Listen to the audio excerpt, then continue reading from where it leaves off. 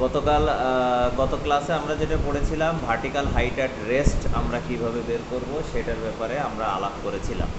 আর আজকে আমাদের পড়ানোর কথা ছিল যে কিভাবে অক্লুশাল রিম ওরাল ক্যাভিটির ভিতরে কাস্টমাইজ করব, আর সাথে হচ্ছে আমরা পেশেন্টের মুখে কিভাবে ভার্টিক্যাল হাইট অ্যাট অক্লুশন বের করব। তো গত ক্লাসে আমি বলেছিলাম যে যখন ওরাল ক্যাভিটির ভিতরে একটা অক্লুশাল রিম দেওয়া হয় তখন কিছু ল্যান্ডমার্ক আমাদের মার্ক করতে হয়, এবং সেই ল্যান্ডমার্ক অনুযায়ী অক্লুশাল রিমেও আমরা কম বেশি করি এবং মার্ক করি। সাপোজ আপনাদের বোঝাই, আমাদের কাছে যখন একটা পেশেন্ট আসবে, ধরেন আমি একজন ইডেন্টুলাস পেশেন্ট, আমার মুখের শেপ কিন্তু এরকম থাকবে না, আমার এই জয়ের ঠোঁটগুলো ভিতরে দিকে ঢুকে যাবে, মাড়িটা উপরে উঠে যাবে, অনেকটা দেখতে ধরেন এরকম একটা লুক আসবে, তাই না? সাথে এই চলগুলো কি এরকম ফুলনেস থাকবে না? ফুলনেস থাকবে না, চলগুলো ভিতরের দিকে ঢুকে যাবে। তার মানে আমার অক্লুশাল রিম আপারের এবং লোয়ারের ওরাল ক্যাভিটির ভিতরে, এটা লোয়ার এটা আপার, দুইটা যখন আমরা ওরাল ক্যাভিটির ভিতরে দিব তখন ফেসিয়াল ফুলনেস অ্যাচিভ করতে হবে। ফেসিয়াল ফুলনেস, শুধু হাইট নিলে হবে না, আপনি এমন ফুলনেস দিলেন অক্লুশাল রিম দেওয়ার পরেও চল এরকম চুপসে থাকে, আলটিমেটলি কোনো কাজে আসবে না, তার মানে আপনার অক্লুশাল রিম দেওয়ার পরে ফুলনেস অ্যাচিভ করতে হবে। এই যে বাইরের যত সাইড, এই সাইডগুলোতে পেশেন্টের ওরাল ক্যাভিটির কন্ডিশনের উপরে ওয়্যাক্স অ্যাড করতে হয়। গতকাল আমরা যেটা অক্লুশাল রিমের হাইট, উইডথ, এক্সটেনশন, ইনক্লাইনেশন পড়েছিলাম, এটা আইডিয়াল, কিন্তু ওরাল ক্যাভিটির ভিতরে কখনো আইডিয়াল অক্লুশাল রিম মেনটেন করা পসিবল হয় না। পসিবল, ধরেন একটা পেশেন্টের বয়স 24 বছর, অ্যাগ্রেসিভ পিরিওডন্টাইটিস হয়েছে, অ্যাগ্রেসিভ পিরিওডন্টাইটিসের কারণে অ্যাট এ টাইম তার সব দাঁত ফেলে দেওয়া লাগছে, 4 থেকে 6 সপ্তাহ হিলিং হওয়ার পরেই আপনি আপার লোয়ারে অক্লুশাল রিম বানাচ্ছেন, তখন তার ফুলনেস থাকবে। কিন্তু আমাদের কাছে যে পেশেন্টগুলো আসবে তার তো ফুলনেস থাকবে না, তার একটা দাঁত পড়েছে 5 বছর আগে আর লাস্টের দাঁতটা পড়েছে 6 মাস আগে, কথার কথা। তার মানে কি? রিজ রিজার্পশন হয়েছে। আমি সবসময় একটা কথা বলি, লোয়ারেরও রিজ রিজার্পশন হয়, আপারেরও রিজ রিজার্পশন হয়। রিজ রিজার্পশনের প্যাটার্ন সম্পর্কে আপনাদের একটু নলেজ দিই। রিজ যখন রিজার্পশন হয়, আপারের রিজ প্রথম বছর 1 থেকে 2 মিলিমিটার রিজার্পশন হবে, লোয়ারের রিজ প্রথম বছর 2 থেকে 3 মিলিমিটার রিজার্পশন হবে। এছাড়া প্রতি বছর রেস্ট অফ দ্য লাইফ, যতদিন পেশেন্ট বেঁচে থাকবে 0.6 মিলিমিটার করে প্রতি বছর রিজার্পশন হইতে থাকবে। এখন আপারের রিজার্পশন প্যাটার্ন হচ্ছে আউটওয়ার্ড টু ইনওয়ার্ড, তার মানে কি হবে? বাইরের পোর্শন থেকে ভিতরের দিকে রিজার্পশন হবে। আর লোয়ারের ক্ষেত্রে রিজার্পশন হচ্ছে ইনওয়ার্ড থেকে আউটওয়ার্ড, আই মিন বাইরের দিকে। কেন হয় এটাও জানার বিষয় আছে। আপারে দেখেন শুধু ঠোঁট আছে, ভিতরের দিকে কিন্তু টাঙের কোনো ওরকম প্রেশার নাই, ঠোঁটের প্রেশারের কারণে বাইরে থেকে ভিতরের দিকে রিজার্পশন হয়। লোয়ারে সামনে ঠোঁট পিছনে টাং, কিন্তু টাঙের প্রেশার বেশি, টাঙে 8টা মাসেল থাকে, টাঙের প্রেশার বেশি, এই জন্য ভিতর থেকে বাইরের দিকে রিজার্পশন হয়। স্কেলেটাল ক্লাস 3 ডেভেলপ করে, স্কেলেটাল ক্লাস 3 ডেভেলপ করে, এই ব্যাখ্যাটা কিন্তু খুব ইম্পর্টেন্ট। ওকে স্যার, স্যার লোয়ারে স্যার যে ঠিক আছে স্যার, লিপ আছে স্যার, এটারও প্রেশার একটা আছে না স্যার, এটার কারণে রিজার্পশন হচ্ছে না? লোয়ারের লিপের প্রেশার আছে, কিন্তু দেখেন প্রেশার টাঙের মাসেল 8টা, আর এখানে সব মিলাই মাসেল হয়তো বা অত বেশি নাই, একটা বা দুইটা আছে। তো এই ঠোঁট যে প্রেশার দিবে তার থেকে বেশি টাং প্রেশার দিবে, টাং প্রেশার দিবে। ঠিক আছে? তাহলে এখন কথা হচ্ছে, আমরা এইটা থেকে বুঝতে পারতেছি মানে আপারের ভিতরের দিকে বসে যখন যাবে তখন এই অক্লুশাল রিমের যে ফুলনেস আছে, সেই ফুলনেসের ফেসিয়াল অ্যাপিয়ারেন্স কমপ্লিট হতেও পারে, নাও পারে। যদি কমপ্লিট হয়ে যায় আমাদের এই সারফেসে অ্যাড করার কিছু নাই, কিন্তু যদি কমপ্লিট না হয়, যে জায়গায় মানে বসে যাবে ডেভিয়েশন থাকবে, সেই জায়গাটুকু, ধরেন এখানে একটা ডেভিয়েশন আছে, এখানে আমরা ওয়্যাক্স অ্যাড করে ফুলনেস নিয়ে আসবো। এই জায়গাটাই ডেবে গেছে, এই জায়গায় ওয়্যাক্স করে আমরা ফুলনেসটা নিয়ে আসবো। তাহলে প্রথমে কি, আপারের হোক বা লোয়ারের হোক, আমাদের প্রথমত ফুলনেস নিয়ে আসতে হবে। কি নিয়ে আসতে হবে? ফুলনেস নিয়ে আসতে হবে। এরপরে আপারের ক্ষেত্রে আমরা কিছু লাইন মেনটেন করব, লোয়ারের ক্ষেত্রে কিছু লাইন মেনটেন করব। আপারের ক্ষেত্রে দেখেন আমরা যখন পেশেন্টের মুখে আপারের অক্লুসাল রিমটা দিব, তখন আমাদের ক্যারাটিনাইজড নন ক্যারাটিনাইজডের একটা জাংশন আছে না ঠোঁটের এখানে, এটা হচ্ছে আপার লিপ লাইন। ক্যারাটিনাইজ নন ক্যারাটিনাইজডের যে জাংশন, যেখান থেকে ভেজা পোর্শন শেষ শুকনা পোর্শন শুরু, ওই জায়গায় যে জাংশনটা ওটা হচ্ছে আপার লিপ লাইন। ঠিক আছে, এরপর আমরা যখন হাসি, আমাদের কি সব দাঁত দেখা যায় না, কারোর কারোর হয়তো বা দেখা যায়, কিন্তু আইডিয়ালি ধরা হয় একজন মানুষ হাসলে তার দাঁতের 2 ভাগ দেখা যাবে, 1 ভাগ ঠোঁটের নিচে থাকবে, এটাকে বলে স্মাইল লাইন, এটাকে বলে স্মাইল লাইন। এরপরে আসি অ্যান্টেরিয়র অক্লুসাল প্লেন। মানে কি, এই সামনের পোর্শনটা সমান হইতে হবে না, যদি সামনের পোর্শনটা সমান না হয় তাহলে কি টুথ অ্যালাইনমেন্ট উপরে নিচে হয়ে যাবে, তাই না? তো সেক্ষেত্রে অ্যান্টেরিয়র অক্লুসাল প্লেন মেনটেন করতে হবে। এটার জন্য ইন্টারপিউপিলারি লাইন, 2 চোখের যে মণি আছে না পিউপিল, ইন্টারপিউপিলারি লাইন বরাবর একটা ইমাজিনারি লাইন ধরতে হবে, ধরে অ্যান্টেরিয়র অক্লুসাল প্লেন প্যারালাল করতে হবে। একইভাবে পোস্টেরিয়র অক্লুসাল প্লেন, মানে এই যে প্লেনটা আছে, এই প্লেনটা, এটা হচ্ছে ala of the nose, tragus of the ear, এখান থেকে একটা ইমাজিনারি লাইন রাখতে হবে, এই লাইনের সাথে পোস্টেরিয়র পোর্শন প্যারালাল করতে হবে। তাহলে কয়টা লাইন বললাম? অলরেডি 4টা লাইন বলে ফেলেছি। এর সাথে ক্যানাইন লাইন করতে হবে। ক্যানাইন লাইন কিভাবে? ইনার ক্যান্থার অফ আই আর এই যে কর্নার অফ দ্য নোজ, এই বরাবর যদি একটা লাইন টানা হয়, এইটা যে পোর্শনে সেখানে পড়বে, ওখানে আপারের টিপ অফ দ্য ক্যানাইন বসবে। তার মানে কি line? Canine line, canine line. এবার লোয়ার যদি আমরা চিন্তা করি, লোয়ারেও ড্রাই অংশ, ওয়েট অংশ, I mean keratinize non keratinized যে জাংশন, ওটা হচ্ছে lower lip line, lower lip line. তার মানে দেখেন টোটাল 6টা ইউনিভার্সাল লাইন আছে আমাদের।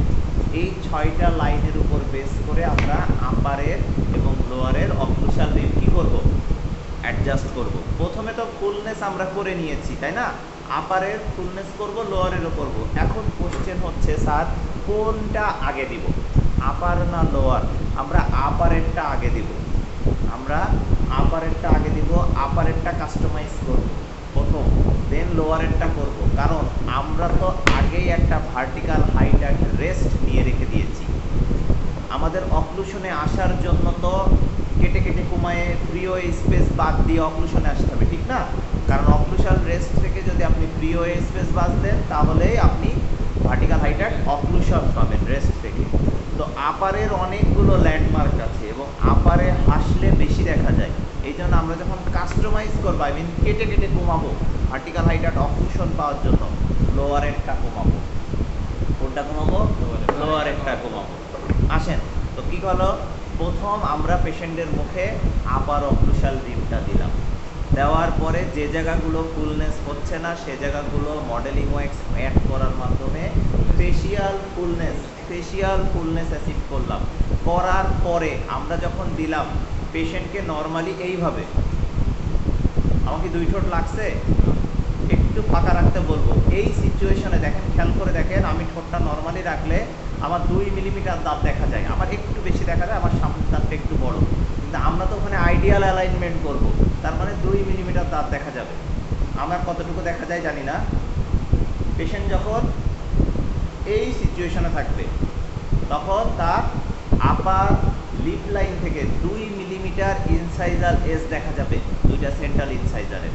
তার মানে এটা যখন আমরা দিব পেশেন্টের মুখে, পেশেন্ট যখন নর্মালি ঠোঁট রাখবে, ঠোঁট জোড়া লাগাবে না, তখন এই নিচের 2 মিলিমিটার দেখা যাবে, এই নিচের 2 মিলিমিটার দেখা যাবে। এখান থেকে ধরেন এইটুকু 2 মিলিমিটার, নিচের 2 মিলিমিটার দেখা যাবে। তাহলে এটা কি হলো? আপার লিপ লাইন আমরা আইডেন্টিফাই করলাম। এরপরে পেশেন্টকে আমরা হাসতে বলবো। পেশেন্ট যখন হাসবে তখন তার কি লাইন পাবো? Smile line. কথার কথা, পেশেন্ট এই পর্যন্ত, এই দাগ পর্যন্ত হাসলে বের হয়ে আসলো। আমরা স্কেল দিয়ে এই এস থেকে এই পর্যন্ত মেপে নিব। মাপার পরে যদি 4 মিলিমিটার হয়, তাহলে আমাদের অ্যান্টেরিয়রের সেন্ট্রাল ইনসাইজার কত হবে? 6 মিলিমিটার হবে, কারণ 2 ভাগ বের হবে, 1 ভাগ ভিতরে থাকবে। আবারও কথাটা বলি, 2 ভাগ বের হবে, 1 ভাগ ভিতরে থাকবে। তাহলে অ্যান্টেরিয়র সেন্ট্রাল ইনসাইজার যদি আপনি 6 মিলিমিটার পেয়ে যান, তাহলে টুথ সিলেকশন ক্রাইটেরিয়া কিন্তু একটা পেয়ে গেলেন, অ্যান্টেরিয়রের দাঁতের টুথ সিলেকশন, এটাও কিন্তু একটা ক্রাইটেরিয়া। এখন কোশ্চেন হচ্ছে স্যার আমি প্রথমেই যখন পেশেন্টকে নর্মালি ঠোঁট রাখতে বললাম তখন 2 মিলিমিটার বের হলো না, 4 মিলিমিটার বা 3 মিলিমিটার বের হয়ে গেল, অথবা ঠোঁটের সমান বরাবরই থাকলো, মানে আপার লিপ লাইন বরাবর থাকলো, কি করব? যদি আপার লিপ লাইন বরাবর থাকে তাহলে 2 মিলিমিটার অ্যান্টেরিয়ারে অ্যাড করতে হবে, এই উইড বরাবর অ্যাড করতে হবে। আর যদি 2 মিলিমিটারের বেশি থাকে তাহলে আমাদের মেটাল স্প্যাচুলা গরম করে কুমায়ে 2 মিলিমিটার নিয়ে আসতে হবে। ক্লিয়ার? কনফিউশন দূর হয়েছে তো? মানে আগে আমাকে অ্যাচিভ করতে হবে যে নর্মাল লিপ থাকা অবস্থায় আপার লিপ লাইন থেকে এই ইনসাইজাল এজটা 2 মিলিমিটার বের হয়ে থাকবে সেন্ট্রালি বরাবর। যদি 2 মিলিমিটার হয়ে যায় আর যদি না হয়, হয়ে গেলে তো ওকে, যদি না হয় তাহলে আমাদেরকে কারেকশন করতে হবে, হয় অ্যাড করতে হবে অথবা কমাইতে হবে। এরপরে পেশেন্টকে আমরা হাসতে বলবো, হাসলে পেশেন্টের 2 ভাগ দাঁত বের হবে অ্যান্ড সেন্ট্রাল ইনসাইজারের 1 ভাগ ঠোঁটের ভিতরে থাকবে। তা 2 ভাগ যদি 4 মিলিমিটার বের হয়, anterior tooth selection central incisor 6 millimetre. আচ্ছা এখন 5 বের হইল, তাহলে সেন্ট্রাল ইনসাইজার কত হবে? 2.5 করে করে 1 ভাগ 7.5 মিলিমিটার। আবার 3 বের হইল, তাহলে 3 মানে কি 1.5 করে, তার মানে 4.5 হবে। ব্যাপারটা হচ্ছে রেশিও অনুযায়ী আমরা ভাগ করে নেব। তাহলে আমরা কয়টা লাইন পেলাম? 2টা লাইন পেয়ে গেলাম, একটা হচ্ছে আপার লিপ লাইন আর একটা হচ্ছে স্মাইল লাইন। এরপরে পেশেন্টের মুখে কিন্তু এটা পড়াই আছে, আমরা এই একটা ইমাজিনারি লাইন করে নিব, যেটা হচ্ছে ইন্টারপিউপিলারি লাইন, যার সাথে অ্যান্টেরিয়র অক্লুশাল প্লেন প্যারালাল হবে, মানে ক্যানাইন থেকে ক্যানাইন প্যারালাল হবে। Ala of the nose, tragus of the ear একটা ইমাজিনারি লাইন নামবো, এলা ট্রাগাস লাইন, যেটা হচ্ছে ফার্স্ট প্রিমোলার থেকে 7 পর্যন্ত ওই লাইনের সাথে কি হবে? প্যারালাল হবে। এখন এটা পেশেন্টের মুখে পড়ানো আছে, এই অবস্থায় আমরা চলে আসব এই ডিভাইসটার সাথে। এই ডিভাইসটার নাম হচ্ছে ফক্স প্লেন। ডিভাইসটার নাম হচ্ছে ফক্স প্লেন। এইটা দেখেন, এটার নাম হচ্ছে ইনারবো, এটার নাম হচ্ছে আউটার বো। কেন ইনার বো বলা হচ্ছে? এই পোর্শনটা মুখের ভিতরে ঢুকে যাবে, মুখের ভিতরে ঠিক এইভাবে অক্লুশাল রিমের সাথে অ্যাটাচড হয়ে ঢুকবে। তাহলে কি এটা মুখের ভিতরে চলে গেল, এটা ইনার বো, এটা আউটার বো, বাইরের পোর্শনে থাকবে। তাহলে বোঝাই যাচ্ছে এই লাইনটার নাম হচ্ছে অ্যান্টেরিয়র অক্লুশাল প্লেন। স্বাভাবিক, এটা সামনে। আর এই লাইন এবং এই লাইনের নাম হচ্ছে পোস্টেরিয়র অক্লুশাল প্লেন। ক্লিয়ার? তার মানে এই লাইন কার সাথে প্যারালাল হবে? ইন্টারপিউপিলারি লাইনের সাথে প্যারালাল হবে। আর এই লাইন কার সাথে প্যারালাল হবে? এলা ট্রাগাস লাইনের সাথে প্যারালাল হবে। তো আমি দেখা যাচ্ছে আমি এখানে তো প্রথমে 2 কারেকশন করেছি, আপার লিপ লাইনের কারেকশন করেছি, স্মাইল লাইনের দাগ দিয়েছি। এই অবস্থায় আমি ফক্স প্লেনটা পেশেন্টের মুখে দিয়ে দিই। যখন পেশেন্টের মুখে দিব, এই লাইনের সাথে পেশেন্টের ইন্টারপিউপিলারি যে লাইনটা আছে সেটা প্যারালাল হবে। যদি প্যারালাল না হয়, কোনো দিকে একটু কাত হয়, কথার কথা, তাহলে আমাদের সেটা কারেকশন করতে হবে। বা দেখা যাচ্ছে যে এদিকে কাত হলো, তাহলে কারেকশন করতে হবে। মেইন কথা হচ্ছে 2টা লাইন প্যারালাল হবে। এই প্যারালাল হলে কি হবে? আমার অ্যান্টেরিয়র অক্লুশাল প্লেন প্যারালাল হয়ে গেল। এখন যখন অ্যান্টেরিয়র অক্লুশাল প্লেন প্যারালাল হলো, তখন কি পোস্টেরিয়র অক্লুশাল প্লেন প্যারালাল থাকবে? প্রথমে কিন্তু থাকবে না, কারণ প্রথমে তো আপনি সমান করে নিছেন। আমাদের কি করতে হবে? বোথ সাইডের পোস্টেরিয়র প্রিমোলার থেকে মোরালের দিকে ওয়াক্স কমাই দিতে হবে। কমাই দিলে কি হবে? আস্তে আস্তে এইভাবে প্যারালাল হওয়া শুরু হবে। প্রথমে তো ফ্ল্যাট ছিল না, তারপর আস্তে আস্তে কি হবে? এইভাবে প্যারালাল হওয়া শুরু হবে। যখন এই মাথার সাথে এই মাথা, মানে এই লাইন এবং এই লাইন এলা ট্রাগাস লাইনের সাথে প্যারালাল হয়ে যাবে, তখন আমরা বুঝতে পারবো পোস্টেরিয়র অক্লুশাল প্লেনও কি হয়েছে? প্যারালাল হয়ে গেছে। ক্লিয়ার? তখন আমরা মুখের থেকে ফক্স প্লেনটা বের করে ফেলব। তাহলে এই অক্লুশাল রিম, আপারের অক্লুশাল রিমে এখন আমার কি হলো? Upper lip line, smile line, anterior occlusal plane, posterior occlusal plane. এই অবস্থায় প্রথমেই আমরা ক্যানাইন লাইনটা নিব না, এই অবস্থায় আমরা এটা রেখে দিব। এটা রেখে দিয়ে লোয়ারের অক্লুশাল রিম পেশেন্টের গালের মধ্যে দিব। দেওয়ার পরে আমি কি বলেছি, লোয়ারে একটাই লাইন বলেছি, কি বলেছে, লোয়ার লিপ লাইন। বলা হচ্ছে লোয়ার লিপ লাইনের সাথে লোয়ারের ইনসাইজাল এস সেম লাইন বরাবর হবে। দেখেন আমাদের কিন্তু নিচের দাঁতগুলো এমনি দেখা যায় না, আমাদের ইনসাইজালের যে ইনসাইজাল এস সেগুলো লোয়ার লিপ লাইনের সাথে একদম সেম লাইনে থাকে। তার মানে এই লাইনটা লোয়ার লিপ লাইনের সাথে সেম লাইন বরাবর থাকবে। যদি বেশি হয় কমাইতে হবে, আর যদি কম হয় তাহলে অ্যাড করতে হবে। এরপরে পেশেন্টকে আমরা যখন এই লাইনটা মিলে যায়, পেশেন্টকে আমরা বলি আপনি ঢোক গিলার চেষ্টা করেন। যদি পেশেন্ট বলে আমার ঢোক গিলতে কষ্ট হচ্ছে, তার মানে পেশেন্টের প্রিয় স্পেস নাই, প্রিয় স্পেস নাই। আমরা যখন কামড় দিই, আগে পিছনে কামড় পড়ে নাকি সামনে কামড় পড়ে? আগে পিছনে কামড় পড়ে। তার মানে আমরা একটু একটু করে লোয়ার অক্লুসাল রিমের পিছনের পোরশন কমাইতে থাকবো। যত পিছনের পোরশন কমাইতে থাকবো তত আমাদের আলটিমেটলি পেশেন্টের ঢোক গেলার কমফোর্টেবল ভাবটা বাড়বে, ঢোক গেলার কমফোর্টেবল ভাবটা বাড়বে। তার মানে কি, আস্তে আস্তে পেশেন্টের ফ্রি ওয়ে স্পেস অ্যাচিভ হচ্ছে, তাই না? তো যখন ধরেন এই সাইড থেকে 2 মিলিমিটার কমাই দিলাম, এই সাইড থেকে 2 মিলিমিটার কমাই দিলাম, তাহলে ফ্রি ওয়ে স্পেস চলে আসবে না? মেইন পয়েন্ট হচ্ছে, ধরেন এই একটা পেশেন্ট, ধরেন পেশেন্টের নাম রহিম সাহেব। রহিম সাহেবের আমরা ভার্টিক্যাল হাইট অ্যাট রেস্ট পেয়েছিলাম কথার কথা 72। তার মানে মোটামুটি আমরা একটা ইমাজিন করতে পারি 70 থেকে 68-এর ভিতরে তার ভার্টিক্যাল হাইট অ্যাট অক্লুশন আছে, রাইট?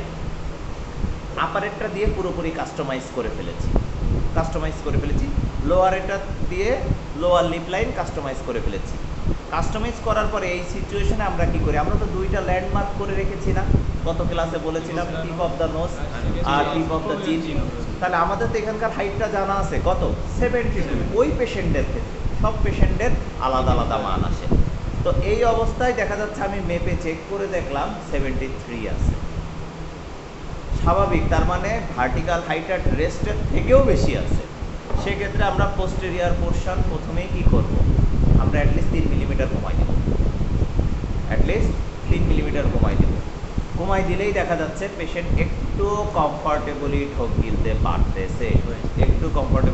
পারতেছে, কারণ আমি 2 মিলিমিটার ফ্রি স্পেস বের করে ফেলছি। এরপরেও যদি পেশেন্ট বলে যে না আমার আরেকটু কমফর্টেবল হলে ভালো হয়, সেক্ষেত্রে পিছনে যেহেতু 3 কমিয়ে ফেলেছি, এর পরের বার কমানোর সময় পিছনে 1, সামনে একটু 0.5 কমিয়ে দিতে হবে। সাধারণত লাগে না, 3 কমাই দিলেই অ্যাডজাস্টে চলে আসে। তারপরেও কাস্টমাইজের ক্ষেত্রে, পেশেন্টের কন্ডিশনের ক্ষেত্রে এমন হতে পারে পিছনে 3 কমানোর পরেও সামান্য একটু ঢোক গিলতে কষ্ট হচ্ছে, কারণ আমরা তো 70-তে চলে আসছি 73 থেকে। তখন পিছনে 1 আর সামনে 0.5, কারণ সামনে তো আমার লোয়ার লিপ লাইনের কথাটাও মাথায় রাখতে হবে, তাই না? সামনে আমরা 0.5 কমিয়ে দিব। এখন একটা কোশ্চেন আসে, স্যার আপনি তো একটু আগেই বললেন যে লোয়ার লিপ লাইনের সাথে সমানে লাগবে, তাহলে 0.5 কেন কমাই দিচ্ছেন?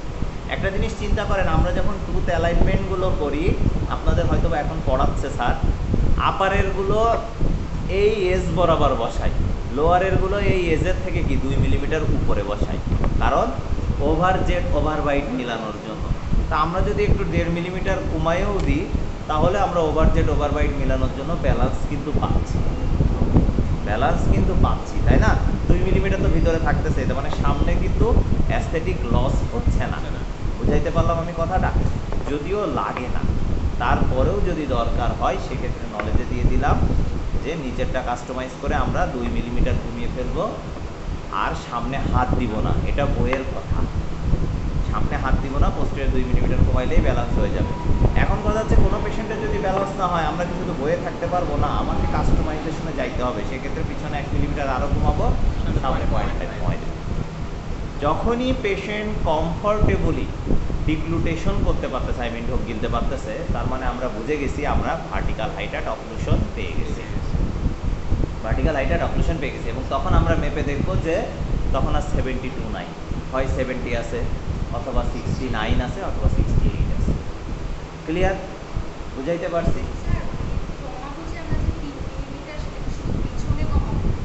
পিছনে আসলে প্রথমে 3ও না, আমি একটু ক্লাসটা শর্টে করার জন্য বলেছি, আমরা 2 এর বেশি কমাই না, সর্বপ্রথম পিছনে প্রিমোলার থেকে মোলার পর্যন্ত 2 মিলিমিটার কমাই দিই, দিয়েই আমরা আগে দেখি। দেখা যাচ্ছে তখনই পেশেন্ট কমফর্টেবলে চলে আসছে। আমরা 2 এর বেশি কমাই না, এরপরে একটু একটু করে কমাই আমরা অ্যাডজাস্টে নিয়ে আসি। কারণ দেখেন, আপনি যদি বেশি কমাই ফেলেন তাহলে ভার্টিক্যাল হাইট ডিক্রিজ করবে, আর আপনি যদি কম কমান তাহলে ভার্টিক্যাল হাইট ইনক্রিজ করবে। ভার্টিক্যাল হাইট ইনক্রিজ করলেও সমস্যা, ভার্টিক্যাল হাইট ডিক্রিজ করলেও সমস্যা। এখন এখানে যেহেতু ভার্টিক্যাল হাইট ইনক্রিজ ডিক্রিজের কথা আসছে, এই রিলেটেড একটু পড়াই দিই। ভার্টিক্যাল হাইট যদি ইনক্রিজ থাকে, সাথে সাথে বোঝার উপায় হচ্ছে পেশেন্ট ডিগ্লুটেশন করতে পারবে না। আর ভার্টিক্যাল হাইট যদি ডিক্রিজ করে, সাথে সাথে বোঝার উপায় হচ্ছে এই অ্যাঙ্গেল অফ দ্য মাউথে হালকা একটু ফোল্ড হবে। দেখেন আমাদেরটা ফোল্ড না, স্মুথ প্লেন, ওনার এখানে একটু হালকা ফোল্ড হবে, তার মানে ভার্টিক্যাল হাইট কমে গেছে। পেশেন্ট কিন্তু আরামসে ডিগ্লুটেশন করতে পারতেছে। আইডিয়াল ভার্টিক্যাল হাইটের পরে যতই কমান ততই পেশেন্ট আরামে ঢোক দিতে পারবে, কিন্তু এই কোণাগুলোতে হোল্ড হয়ে যাবে। এরপরে যখন সময়ের সাথে সাথে আপনি ইনক্রিজ ডিক্রিজ অবস্থায় মুখের ভিতরে রাখবেন, ক্লিকিং সাউন্ড ডেভেলপ করবে, আরও আদার্স অনেক সমস্যা ডেভেলপ করবে, যেগুলো আপনারা বই থেকে পড়ে নেবেন। এটাও important question, vertical height increase হইলে কি হয়, ডিক্রিজ হইলে কি হয়। তা আমি একদম ইনস্ট্যান্ট বোঝার উপায়টা শুধু বলে দিলাম, বাকিটা আপনারা বই থেকে দেখে নেবেন। ক্লিয়ার? তো দেখেন এই সিচুয়েশন আমি কি অ্যাচিভ করলাম, vertical height at occlusion achieve করলাম ওই পেশেন্টের মুখে যে পেশেন্টের ভার্টিক্যাল হাইট অ্যাট অক্লুশন ছিল না, শুধুমাত্র ভার্টিক্যাল হাইট অ্যাট রেস্ট ছিল। আমরা অক্লুশাল রিম কাস্টমাইজেশনের মাধ্যমে ফ্রিওয়ে স্পেস রিলিভ করে দিয়ে ভার্টিক্যাল হাইট অ্যাট অক্লুশন বের করে ফেললাম। এই সিচুয়েশনে পেশেন্টের মুখ থেকে দুইটা আমরা আর বের করবো না, কারণ বের করলে পেশেন্টের এই যে কামড়, যে কমফোর্টেবল কামড়, সেটা আমাদের ছুটে যাবে, সেটা আমাদের নষ্ট হয়ে যাবে। স্বাভাবিক, আমি যদি 8টা আলাদা আলাদা করে বের করে, আপনি কি এর মধ্যে আর কামড় মিলাইতে পারবেন না। তার মানে এই যে পেশেন্ট কামড়ের অবস্থায় আছে, এই সিচুয়েশনে আমরা এই দুইটা অক্লুশাল রিমকে ফিক্সেশন করি। ফিক্সেশন করার জন্য ওয়্যাক্স দিয়ে করা যায়, পিন দিয়ে করা যায়, স্ট্যাপলারিং করা যায়। কিভাবে? স্ট্যাপলারের পিন দিয়ে সব জায়গা চেপে লাগাই দিতে হয় মুখের ভিতরে। আপনি তো মেশিন ব্যবহার করতেছেন না, পিন ভেঙে হাতে করে নিবেন, নিয়ে চাপ দিয়ে উপরে নিচে এরকম করে লাগাই দিবেন। অথবা কোনো একটা পিন এদিকতে ঢুকাবেন, ওই দিকতে বের করবেন, এদিকতে ঢুকাবেন, ওই দিকতে বের করবেন। অথবা মডেলিং ওয়্যাক্স পাতলা চিকন করে কেটে এই পাশ থেকে শুরু করে এ পাশ পর্যন্ত দিয়ে দিতে হয়। বুদ্ধিমানের কাজ হচ্ছে পিন এবং স্ট্যাপলারিং করা। পিন আর স্ট্যাপলারিং যখন আমার হয়ে যাবে, দুইটা তো ফিক্স করে ফেলছি, এবার ক্যানাইন লাইন বের করব।